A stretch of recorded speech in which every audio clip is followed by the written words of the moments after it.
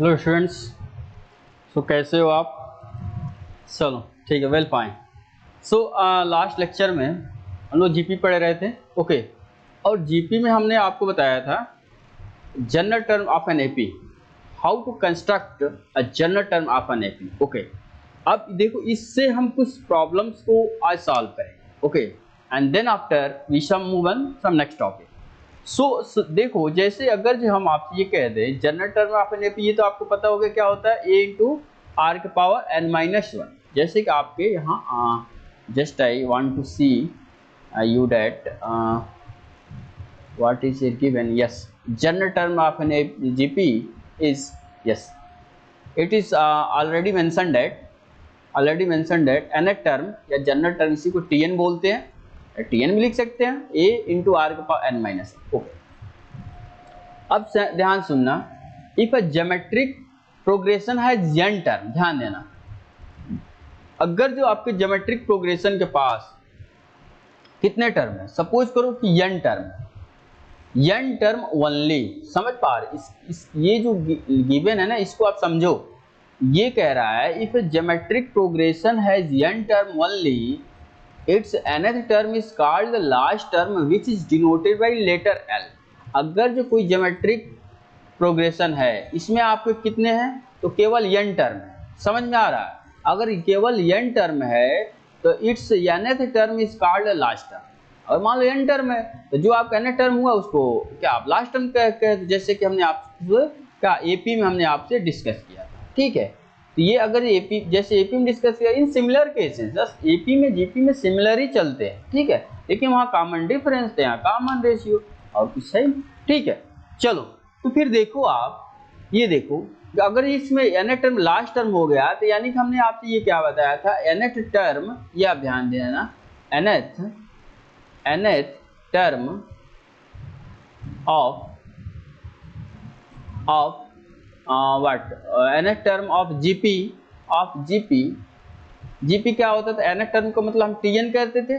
TN equal to क्या आता था, a इंटू आर के पावर n-1। लेकिन सपोज करो अगर nth टर्म ही लास्ट टर्म है तो इसको यल से भी तो हम रिप्रेजेंट कर सकते हैं ना। तो यानी कि टीएन के प्लेस पे हम क्या, जैसे nth टर्म, उसमें हम सॉरी एपी में पढ़ते थे an equal to a plus n-1 into d. अगर जो आपका n, इसमें अगर nth जो टर्म जितने हैं n है उसमें, तो उसी को अगर मतलब लास्ट टर्म उसको यल बोल देते हैं। तो सिमिलर केस से अगर nth टर्म है तो nth टर्म को हम यल भी बोल सकते हैं, यानी tn इक्वल टू क्या आ जाएगा, यल इक्वल टू क्या आ जाएगा, a इंटू आर के पावर n-1।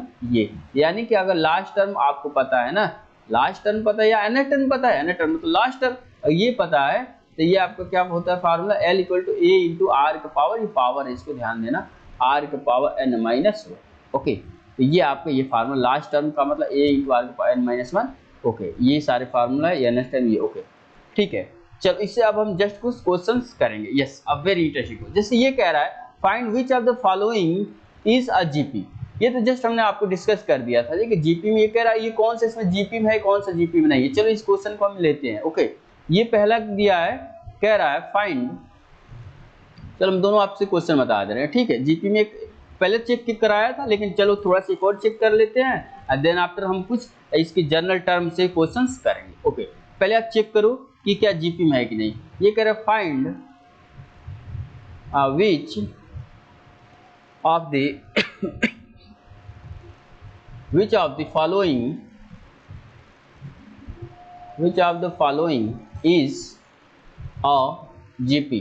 ओके, तो पहला ये आपका है, पहला ये दे रहा है 2, 2√2, 4, 4√2। ओके, और सेकंड पार्ट आपका है, सेकंड कह रहा है ये आप ले सकते हो व्हाट x, ये थोड़ा एक ले लो, एक नंबर हम ले लेते हैं और एक वेरिएबल टाइप। चलो एक्स वाई ले, जस्ट वेट, ये आपका क्या है, x y comma x square, just wait, x square y comma x cube y and so on. Okay, और यहाँ भी सो ऑन।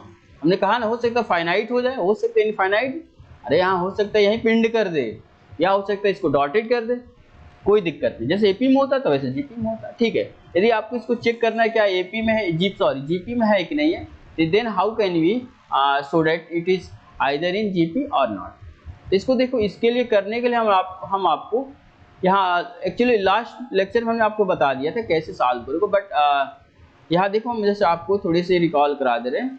यदि लेट से भी कोई लेक्चर ज्वाइन किया होगा they can easily understand it. Okay, अगर यहाँ से भी देखना चाहे वो जीपी को समझ सकता है। ठीक है, तो यहाँ देखो अगर जीपी में सपोज करें यदि फर्स्ट क्वेश्चन को हम सॉल्व करते हैं बाबू, फर्स्ट क्वेश्चन को जैसे मान लो कि यस फर्स्ट को हम लेते हैं, फर्स्ट क्वेश्चन सपोज करिए इसको आपको चेक करना है क्या है जीपी में है कि नहीं है। तो ये आपका 2 है, 2√2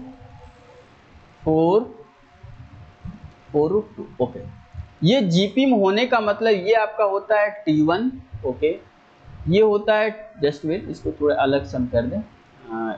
यस, ये आपका होता है जस्ट वेट, ये होता है T1, ये होता है क्या, ये होता है T2, इसको हम क्या बोलते हैं, इसको बोलते हैं हम T3, इसको बोलते हैं हम T4 और ऐसे सो ऑन है ना, डॉट डॉट, तो ऐसे सो ऑन। ओके, अगर ये जीपी में होगा, ये इफ दिस अगर ये जीपी में होगा, जीपी इफ मतलब जीपी में होगा तो यहाँ हम आपसे कंडीशन लिख दे रहे हैं डायरेक्ट, क्या होगा if T2/T1 equal to T3/T2 equals just wait yes equals T4/T3।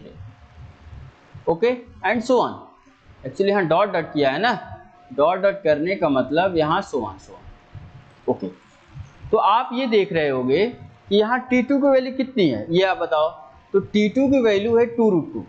Okay, T1 की वैल्यू कितनी है 2, तो यहाँ पे T2 के प्लेस पर हम रखे कितना रखे 2√2। ओके, T1 के प्लेस पर क्या रखे 2। ठीक है, ये आया। ठीक है, अब ये आप देखोगे ये रेशियो क्या आ रहा है, तो ये रेशियो आ रहा है, जो सॉल्व करोगे तो ये 2 कैंसिल आउट, इट मींस यहाँ क्या आया √2, यानी किसकी वैल्यू आ गई T2/T1 की वैल्यू कितनी आई √2। सिमिलरली अगर हम आपसे T3/T2 पूछना चाहें तो T3/T2 कितना आएगा, T3 की वैल्यू कितनी है बाबू 4 है। ओके, अपॉन T2 की वैल्यू कितनी है 2√2। Okay, after simplifying just you get 2 2 जा 4, अरे 2 2 जा 4 यानी 2 टाइम्स में, इसका मतलब ये कितना आया 2/√2। और 2/√2 का मतलब क्या होता है आप ये बताओ, अगर 2/√2 हम आपको दे दें इसका मतलब आप क्या समझ पा रहे, जस्ट वेट।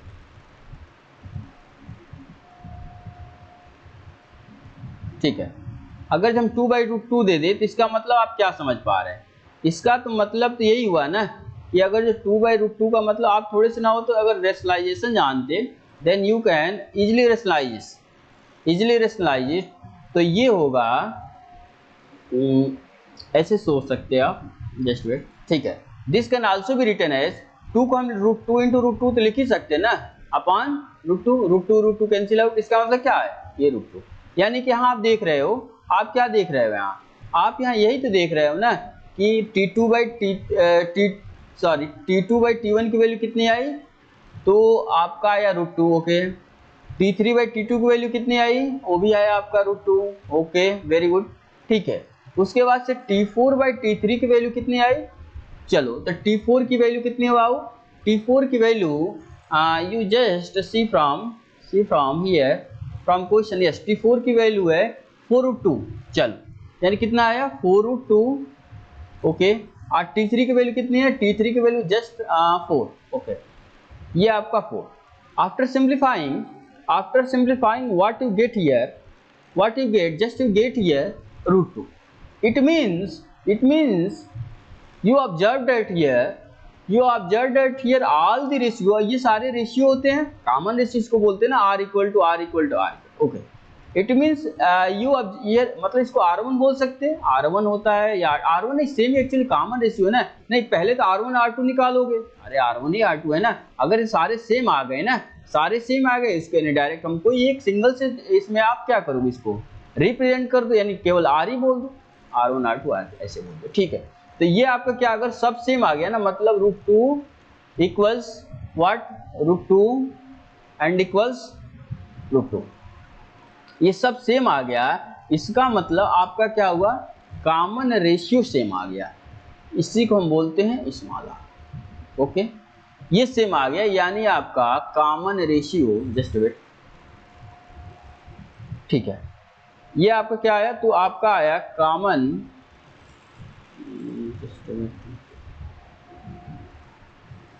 ठीक है, क्या आया, कॉमन रेशियो